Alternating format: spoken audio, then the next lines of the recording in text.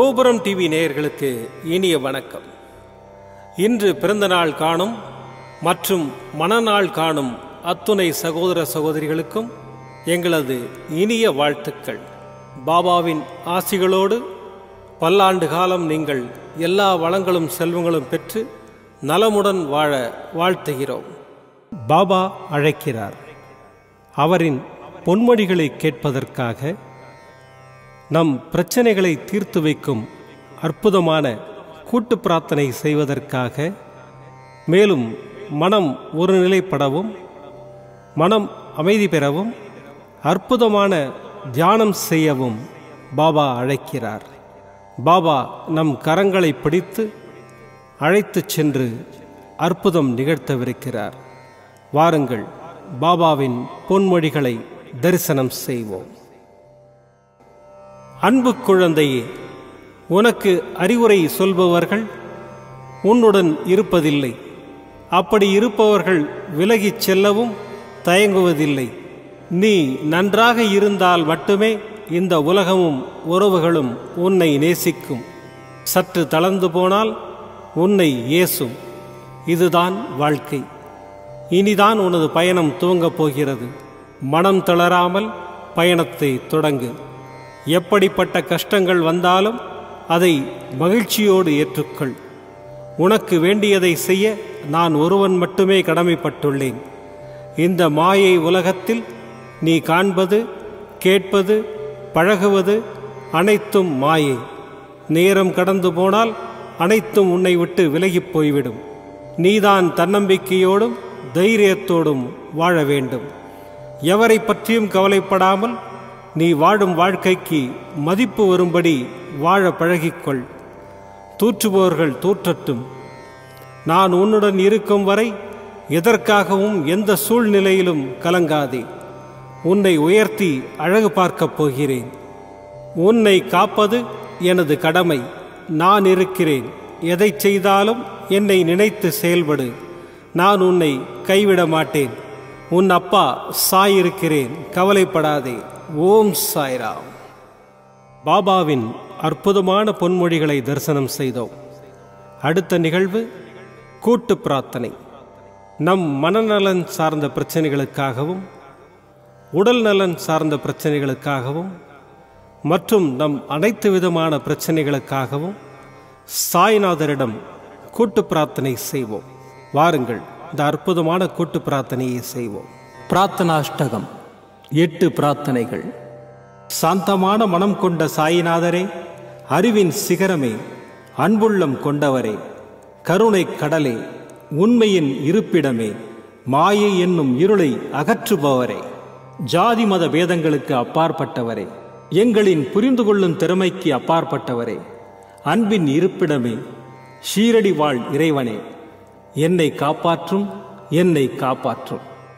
ஞான சூரியனே, ஞானத்தை வழங்குபவரே, பக்தர்களின் மனங்களில் உலவிடும் பரமஹம்சரே, அனைத்து நன்மைகளுக்கும் காரணமானவரே, தங்களை சரணடைந்தவரை காப்பவரே, படைக்கும் தொழில் புரியும் பிரம்மாவும் காக்கும் கடவுளான விஷ்ணுவும் நீங்களே. 3 உலகங்களையும் யுகங்கள் முடிவில் தன்னுள் ஐக்கியமாக்கிக் கொள்ளும் ருத்திரனும் தாங்களே. நீங்கள் இல்லாத இடம் இந்த பூமியில் ஏது? எல்லாம் அறிந்த இறைவன் நீங்கள். எங்கள் எல்லோரின் இதயங்களிலும் வசிப்பவரும் நீங்களே.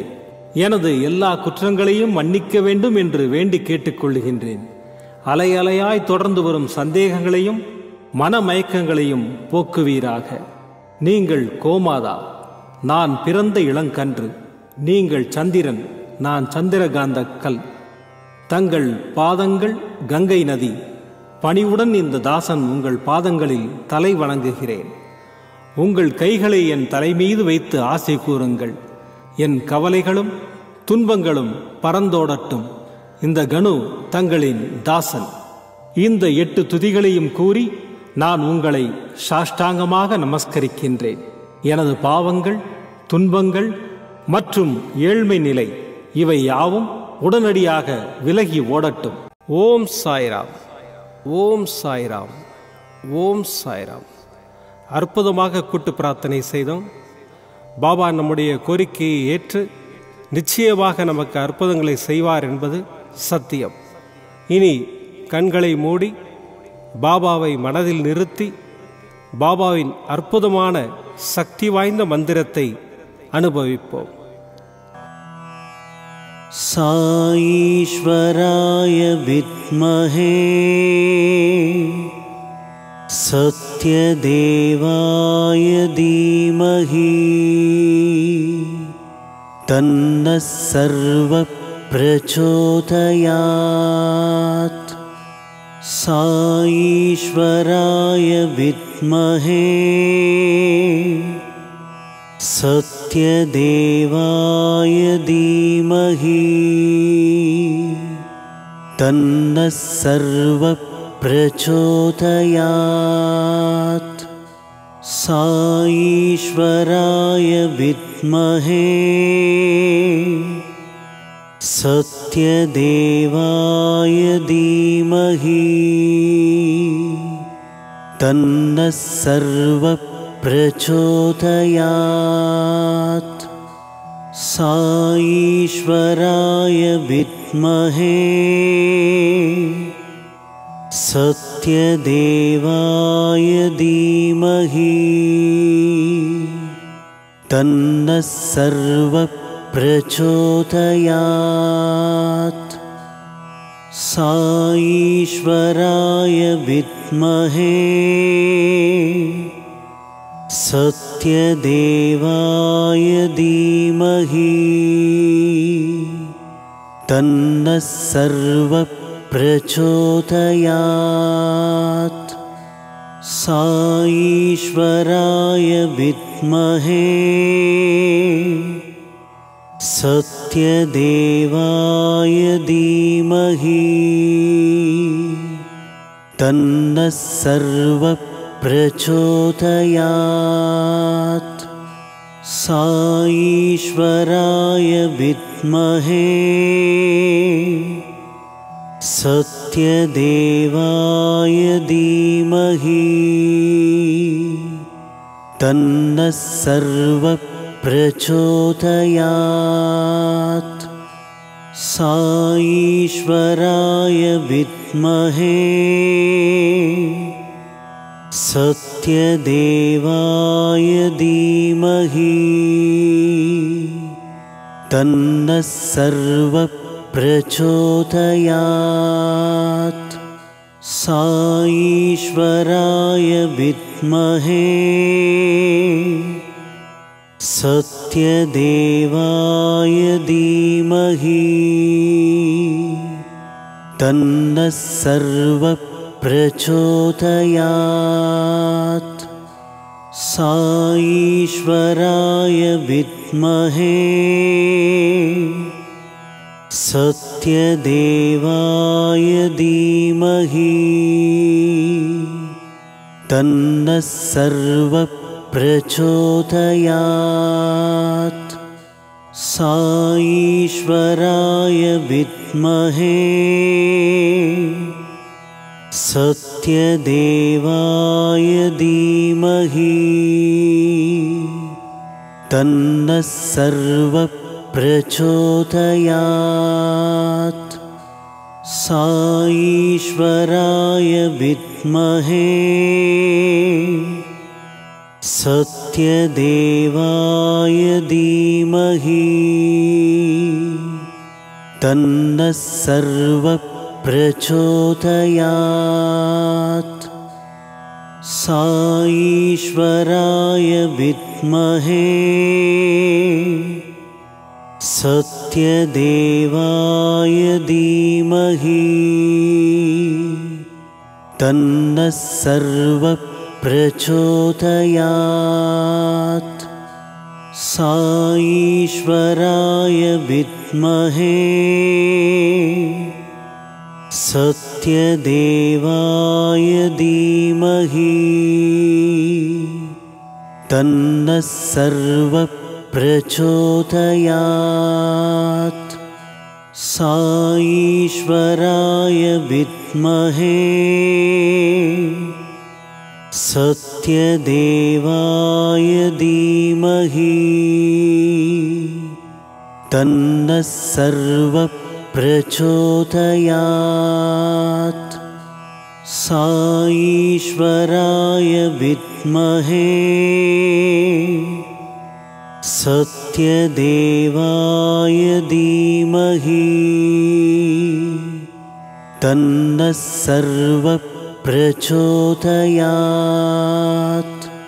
साईश्वराय विद्महे सत्यदेवाय धीमहि तन्नः सर्वप्रचोदयात्। साईश्वराय विद्महे सत्यदेवाय धीमहि तन्नः सर्वप्रचोदयात्। साईश्वराय विद्महे सत्यदेवाय धीमहि तन्नः सर्वप्रचोदयात्। साईश्वराय विद्महे सत्यदेवाय धीमहि तन्नः सर्वप्रचोदयात्। साईश्वराय विद्महे सत्यदेवाय धीमहि तन्नः सर्वप्रचोदयात्। साईश्वराय विद्महे सत्यदेवाय धीमहि तन्नः सर्वप्रचोदयात्। साईश्वराय विद्महे सत्यदेवाय धीमहि तन्नः सर्वप्रचोदयात्।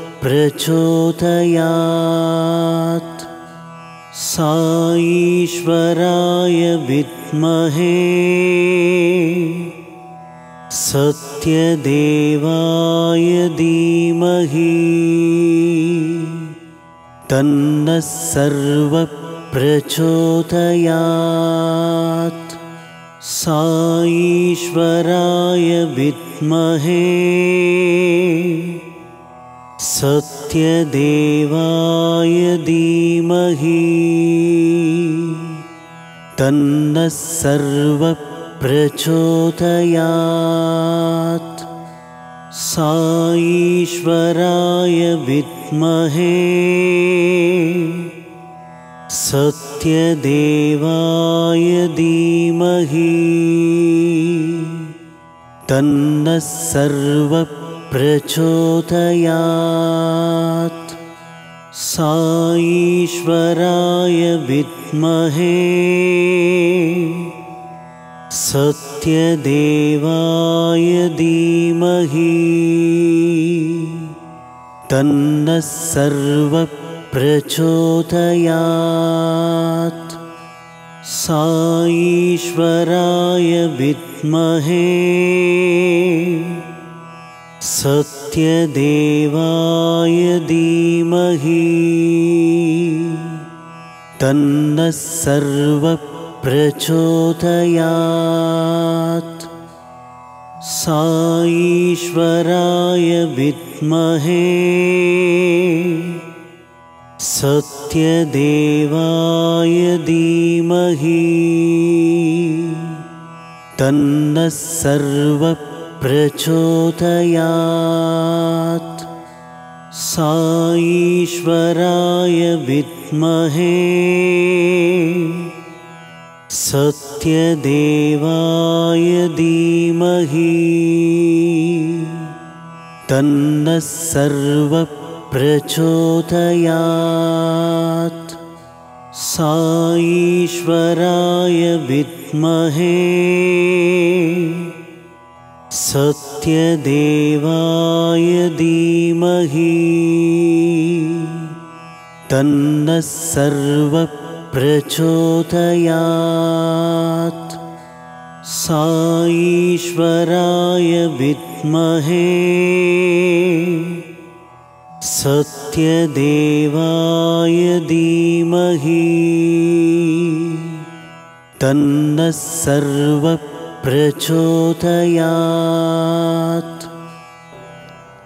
மீண்டும் நாளை காலை இந்த அற்புதமான பாபா அழைக்கிறார் நிகழ்ச்சியில் சந்திப்போம்.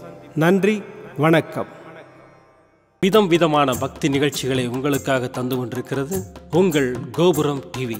உங்களுக்கு பிடித்த நிகழ்ச்சிகளை லைக் செய்யுங்கள், உங்களுக்கு பிடித்த மாணவர்களுக்கு ஷேர் செய்யுங்கள்.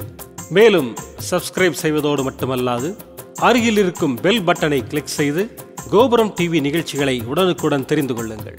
மற்றும் ஒரு மகிழ்ச்சியான செய்தி, கோபுரம் டிவி ஆப்பை கூகுள் பிளே ஸ்டோரில் ஃப்ரீ டவுன்லோட் செய்து கோபுரம் டிவி நிகழ்ச்சிகளை தொடர்ந்து கண்டுகளியுங்கள், பாருங்கள், ரசியுங்கள், பரவசமடையுங்கள். gopuramtv.com பக்தி பக்திமயம்.